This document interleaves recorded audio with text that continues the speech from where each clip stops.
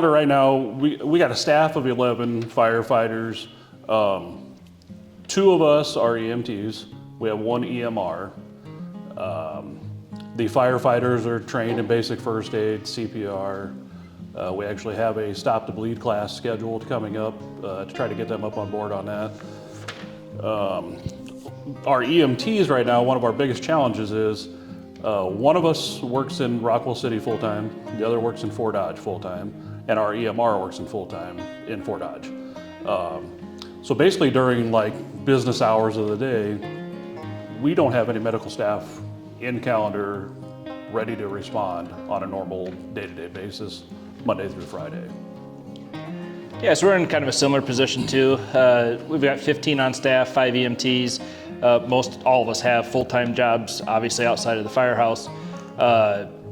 We are fortunate enough we do have a couple locals, but they're farmers. So I mean, this time of year it's great they're around, but spring and fall when it's busy, it's really hard to get them. So same boat. I mean, during the day, during the week, it's tough to have responders ready to go at a moment's notice, which is when we get these is at a moment's notice. Nobody plans an ambulance visit. So roughly 5 to 10 years ago in our department, we had 6 EMTs on staff and 1 EMR. At that time, there was nurses. I think two or three were nurses. 1 was in law enforcement, so their schedules varied. And we had actually pretty good coverage at that time, just with 6 of us. We've lost half of them just due to retirement, moving out of the area.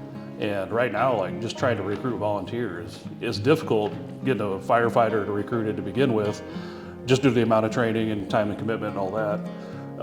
But then you throw medical on top of that, and the EMT medical field is not for everybody. I mean, it can be pretty taxing, the stuff that we see, the stuff we run into. Yeah, it's not for everybody, and it's hard to recruit people, but it's also, we don't always see all the gory stuff. Sometimes it's just going to helping grandma stand up or get stood up out of her chair. Somebody's not feeling well. I mean, yes, we do have accidents that can get pretty rough, but we've got to deal with those too, so. 5 years ago, we had a waiting list of volunteers to get on our department. We don't have that today. We've had a couple retirements. I got one that's really close to retiring now.